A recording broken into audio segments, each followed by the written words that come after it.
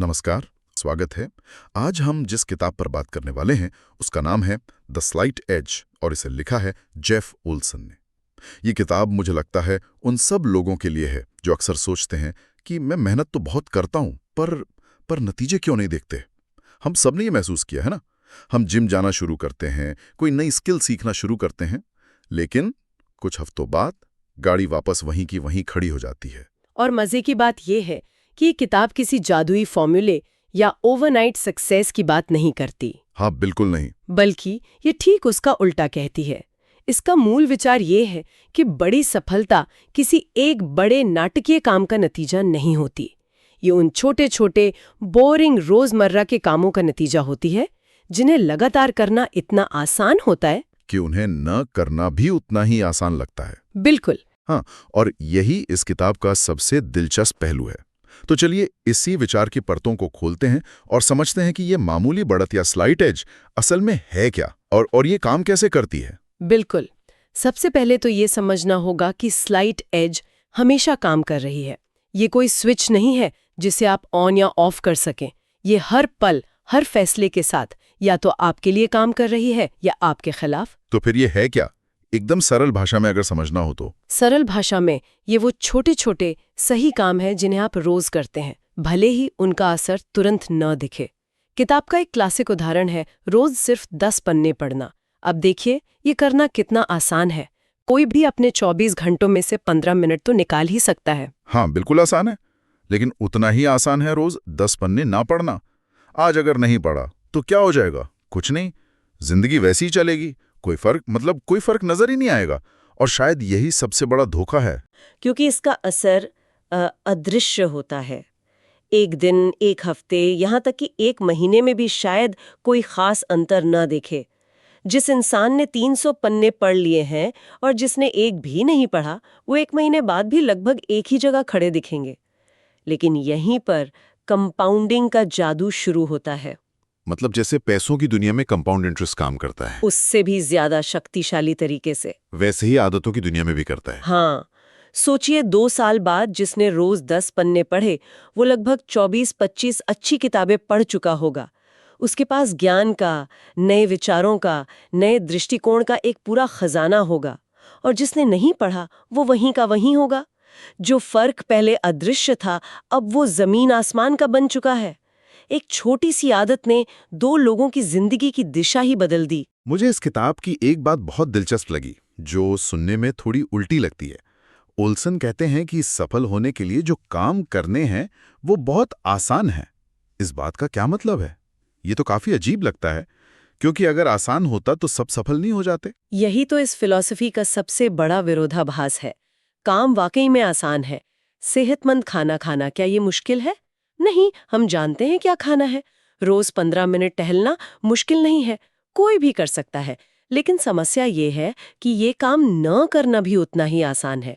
आज जिम छोड़ देना आसान है, आज सलाद की जगह बर्गर खा लेना आसान है। और जब चुनाव आराम और अनुशासन के बीच होता है तो हमारा दिमाग तो जाहिर है आराम ही चुनता है। मतलब डाइट कल से शुरू करेंगे वाली सोच। बिल्कुल।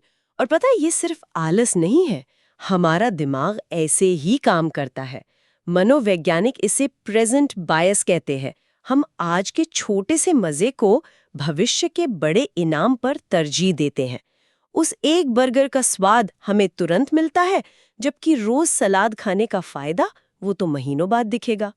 स्लाइट एज की फिलॉसफी इसी दिमागी पैटर्न को तोड़ने के बारे में है। ये आपको उन कामों को करने के लिए प्रेरित करती है जिनका इनाम तुरंत नहीं मिलता। तो ये जो छोटे छोटे फैसले हैं, बर्गर या सलाद, सोफा या वॉक, 10 पन्ने पढ़ना या सोशल मीडिया स्क्रॉल करना, ये हमें धीरे धीरे 2 अलग अलग रास्तों पर ले जाते हैं ना। किताब में इसका जिक्र है। हाँ, और ये किताब का सबसे शक्तिशाली रूपक है। ओल्सन कहते हैं कि जिंदगी में 2 रास्ते हैं। एक ऊपर की तरफ जाता है, सफलता की ओर। दूसरा नीचे की तरफ जाता है, औसत या विफलता की ओर। लेकिन इन दोनों रास्तों की खास बात यह है कि शुरुआत में ये बिल्कुल अगल बगल होते हैं। मतलब चढ़ाई और ढलान इतनी मामूली है कि महसूस ही नहीं होती। एकदम सही। ये ऐसा है जैसे 2 जहाज एक ही बंदरगाह से निकलते हैं। एक अपने रास्ते पर सीधा जाता है और दूसरा सिर्फ 1 डिग्री बस 1 डिग्री अलग दिशा में मुड़ जाता है। शुरुआत में 1 हफ्ते बाद भी वो दोनों जहाज एक दूसरे को देख सकते हैं, लगेगा कि कोई खास फर्क नहीं है। लेकिन हजारों मील की यात्रा के बाद हजारों मील के बाद एक जहाज यूरोप में होगा और दूसरा दक्षिण अमेरिका में। वो 1 डिग्री का मामूली फर्क समय के साथ इतना बड़ा हो गया कि अब उनकी मंजिलें ही अलग हो गई। हमारी रोज के छोटे छोटे विकल्प वही 1 डिग्री का फर्क है। आज एक बर्गर खाने से कुछ नहीं होगा, लेकिन हफ्ते में 5 दिन, 5 साल तक बर्गर खाने का विकल्प आपको एक बिल्कुल अलग स्वास्थ्य मंजिल पर पहुंचा देगा। ये बहुत गहरी बात है। इसका मतलब है कि ये किताब सिर्फ आदतें बदलने की बात नहीं कर रही, ये तो हमारी पूरी सोच, हमारी फिलॉसफी को बदलने की बात कर रही है। आपने बिल्कुल नब्ज पकड़ ली। ओल्सन के लिए आदतें और काम तो बस नतीजा है, असली खेल तो आपकी फिलॉसफी का है। और यहाँ फिलॉसफी का मतलब कोई भारी भरकम अकादमिक शब्द नहीं है। इसका सीधा सा मतलब है आप दुनिया को और अपनी जिंदगी को कैसे देखते हैं। लेकिन फिलॉसफी तो बहुत बड़ा शब्द लगता है। एक आम इंसान अपनी रोजमर्रा की जिंदगी में अपनी फिलॉसफी के बारे में कैसे सोचे? इसे आसान बनाते हैं। आपकी फिलॉसफी बस कुछ बुनियादी सवालों के जवाब है। क्या आप मानते हैं कि जिंदगी आपके साथ होती है या आप उसे बनाते हैं? क्या आप मुश्किलों को आगे ना बढ़ने का बहाना मानते हैं या सीखने का एक मौका? क्या आप आज के छोटे सुख के लिए जीते हैं या कल के बड़े लक्ष्य के लिए? इन सवालों के जो जवाब आपके अंदर से आते हैं, वही आपकी व्यक्तिगत फिलॉसफी है।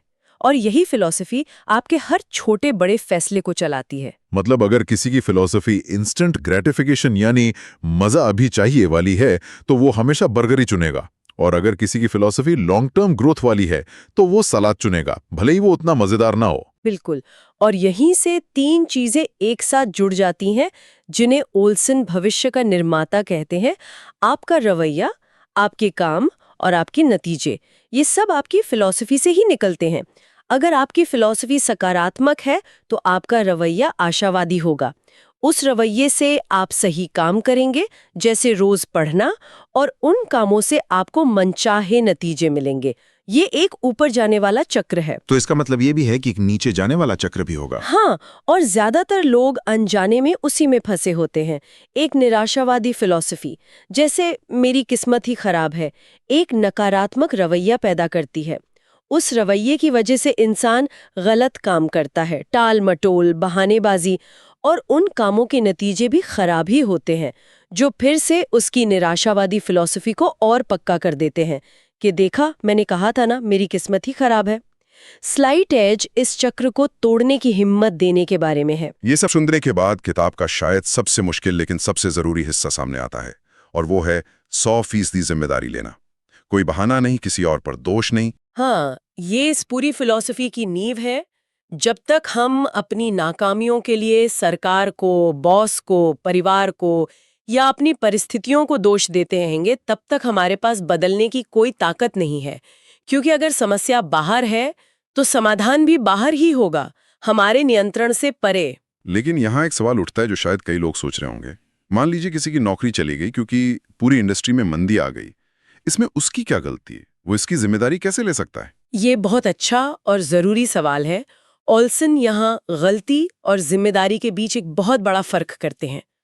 हो सकता है नौकरी जाना आपकी गलती न हो, लेकिन उस स्थिति पर आपकी प्रतिक्रिया, आपका रिस्पॉन्स क्या होगा, ये 100% आपकी जिम्मेदारी है। अच्छा, तो मतलब घटना पे हमारा कंट्रोल नहीं है, पर उस पर हमारी प्रतिक्रिया पे हमारा पूरा कंट्रोल है। बिल्कुल। आप उस स्थिति के लिए दुनिया को कोसते हुए बैठ सकते हैं, हाँ। या आप कह सकते हैं ठीक है, ये हुआ, ये एक सच्चाई है, अब मैं क्या कर सकता हूँ, मैं कौन सी नई स्किल सीख सकता हूँ, मैं किन लोगों से संपर्क कर सकता हूँ। जिस पल आप ये जिम्मेदारी लेते हैं, शक्ति वापस आपके हाथों में आ जाती है।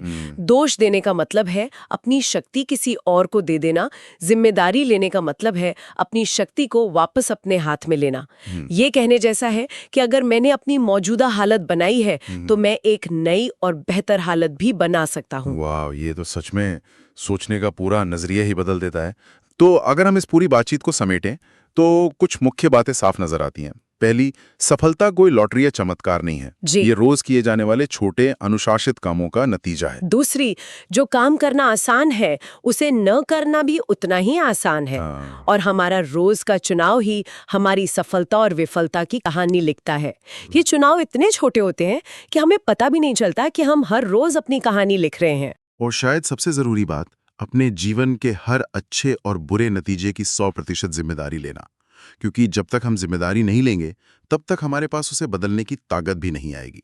यही स्लाइट एज का सार है। ये ग्लैमरस नहीं है, ये रोमांचक नहीं है, ये अक्सर बोरिंग होता है, लेकिन ये काम करता है।